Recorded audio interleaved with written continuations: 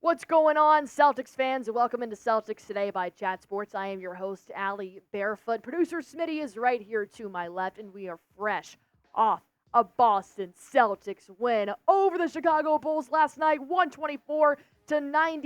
And this win was huge. Not just talking about the score differential, but because they did beat the Bulls by 27 points, they do advance to the next round of the in-season tournament. Of course, thanks to a win by the Brooklyn Nets as well. They will win the Group C of the first ever NBA in-season tournament. They will head to Indy next week, and the winner of that game will go on to the semis to play in Vegas. This was a big-time team win. And honestly, the starters got a lot more playing time than they normally do, but they had to win by 23 points, and that's exactly what they did. Welcome into this edition of a Mailbag here on Celtics Today.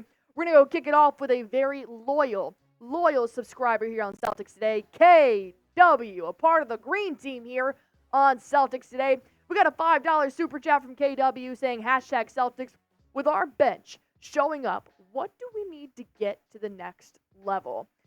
Honestly, I think Jaylen Brown is going to kind of be key here for us. I think that Jaylen Brown has been great in some games, and he's been not so great in others. Jason Tatum is a very consistent player, and I'm very thankful for that. If I can get Jaylen Brown to be just as consistent as Jason Tatum is, I think you have a lockdown offense right there. KP already elevates the C's to another level. Derek White has stepped up his game, proving he deserves a contract extension. Jrue Holiday is an assist machine. So I think JB is kind of the key here. I've seen some not so nice comments and some nice comments in Celtics Today about how Jaylen Brown is playing. But Smitty, what do you think the Celtics need? I know it might be a controversial take at this point in the season, but the Celtics roster is playing as good as any in the NBA right now. They have the top six, bar none, 1 through 6, between Jason Tatum, Jaylen Brown, Kristaps Porzingis, Derek White, Jrue Holiday, and Al Horford. Now, Kristaps Porzingis is out, and there is no timetable on his return, but the Celtics are beating the bad teams in front of them without Kristaps Porzingis, and they're doing it with ease. At this point, I don't think the Celtics need to be looking at any trades to improve the team so far, because there's assets that they've already given up to build this team the way that Brad Stevens envisioned it, and this is what the Celtics' current roster is.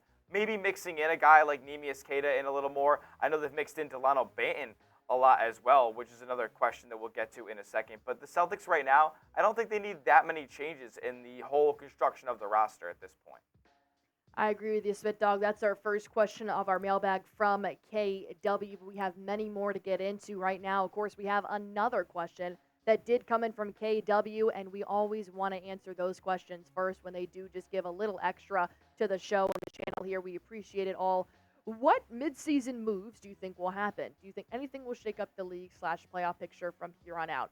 The only thing that I think would possibly intrigue the Celtics and Brad Stevens enough to make a trade would be something with the Chicago Bulls, because they've publicly admitted they're looking to seek some trades for Alex Caruso and Zach LaVine. But overall, like Smitty said, I wouldn't make any trades. I love our starting six, as you want to call it.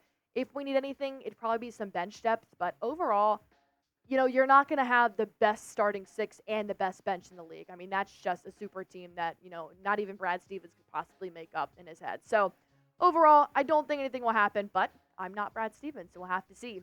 Our next question coming in here is from Marco Torres. What's your opinion on Banton? I like Dalano Banton. I think he understands his role a lot in the C's. You got a sharpshooter and a lot of Boston Celtics players. And look, the people coming off the bench to make your threes and make your shots are Sam Hauser and Peyton Pritchard. Well, Dalano Banton knows that he's going to be a defensive asset, which is more of a Jrue Holiday, Derek White type of player. So I think Dalano Banton has been great for the C's. I like him in transition. He doesn't play like a young player, He's definitely got some areas to learn and grow. But overall, you're never going to see a big points on the scoreboard for him, in my opinion. I think where you're really going to see him is the rebounds and assists. This game maybe doesn't necessarily clarify who he is as a player, but I like Dalano Banton. I mean, listen, just because he didn't have a rebound or an assist doesn't mean that he wasn't active moving the ball Right. around. I don't have much to say about Dalano Banton because he doesn't do too much wrong. As long as he's not turning the ball over and hitting his open shots, then what more are you going to ask from your 14th guy off the bench? Now, Joe Mazzulla has been bringing him off as like maybe the 8th guy off the bench for some of the past few games. So maybe we're going to get used to Dalano Banton in the Celtics lineup. But for now, I haven't hated what I've seen, and that's okay in my book. I agree. I think Dalano Banton is going to be a good resource for the Celtics to use, not just this season, but moving forward if they do decide to stick with him. He's a young guy. He's got a lot to provide, so I'm excited for Banton's future here. We do have, of course, another question coming up. This one is going to be coming in from Rob Vera. Are you worried about Kristaps' long-term health this season?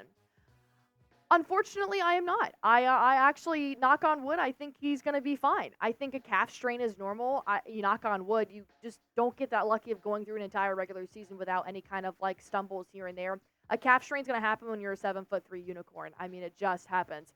So the fact that he played 65 games last year for the Washington Wizards proves to me he's coming off one of his best physical years of his career. So I think he will be fine. And if he's not, then what are you going to do about it? You got to step up and next man up. And I know the Celtics feel that way too. So how do you feel, Smitty?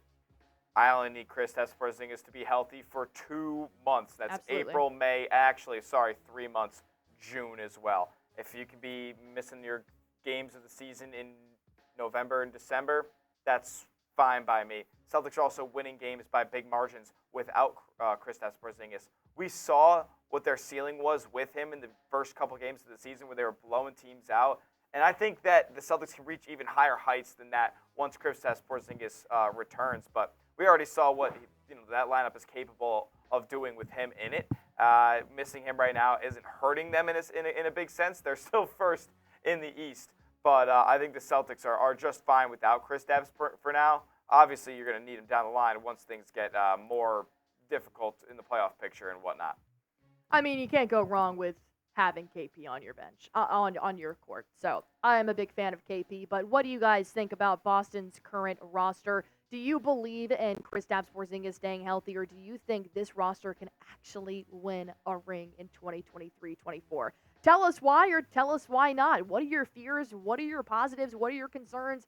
And what are the things you love most about the Celtics? Because think about it. They're 8-0 at home, guys. I think this could be their year. And if it's not, then back to the drawing board. But I don't want to get back there yet. I want to do the drawing board with a nice little piece of jewelry on my hand if I'm the Celtics. But overall, I want you guys to go ahead and type why or why not down in the comments while I tell you guys about our sponsor today on Celtics Today. It is Prize Picks, the #1 daily fantasy sports app in America for a reason. It's so easy to play, and I look forward to this every game day. If you guys want to play it too, just pick minimum 2 players, maximum 6, and just click more or less on their projected stats, and you can win up to 25 times your money on any entry. Of course, we do always have Smitty make our picks for us because Smitty is a degenerate when it comes to Prize Picks. He plays this every day, and he's so good at it.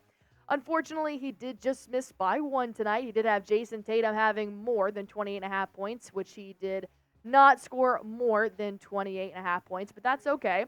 Derek White did have more than 5 assists, and Julius Randle did have more than half a steal. We're waiting on Kevon Looney and Domantas Sabonis on that pick of more 22.5 rebounds, but these are Smitty's picks. I want to see yours. All you have to do is go to prizepicks.com/CLNS. Use promo code CLNS for a first-time deposit match up to $100, and you can watch yourself win some real money in real time. Next question rolling in is from Ben Jones. Can we see more Neemias, Queta instead of Luke Kornet? Me and you both, Ben Jones. I just did a whole video on Celtics Today, which you guys can go check out right now about how I feel about Neemias, Queta, so I'm not going to waste my breath here because you guys know how I feel about Neemias, Queta. I mean, look at this stat sheet. Look at this. What is this? What is this, Joe Mazzulla? Why didn't he play? Why didn't you play when you won by 27 points? Why did Luke Kornet once again get all of these minutes and he had 4 points? Neemias Queta came in and had more points. He had more rebounds. He did it all in less minutes than Luke Kornet. I'm done. I'm done with Joe Mazzulla not playing Neemias Queta. It's in the writing. Play him. If you're giving everybody a shot, play Neemias Queta. That's how I feel about Neemias Queta instead of Luke Kornet. Thank you so much for your question, Mr. Ben Jones. Every question here matters so much to us here on the Celtics channel, including one from Johnny Lemons, a new member of the Green Team here on the Celtics Today channel. Do you think that our big depth is adequate? I do. Now seeing that we have Neemias Queta behind Luke Kornet, I think, look, you can trade away members of your team to get somebody like Andre Drummond, who could not make his free throws to save his life last night against the Bulls. and you can trade away somebody to get another big and that kind of stuff. No, is it the best depth in the NBA? Probably not, but, everybody dwindles down around their third and fourth player. So overall, I like Luke Kornet.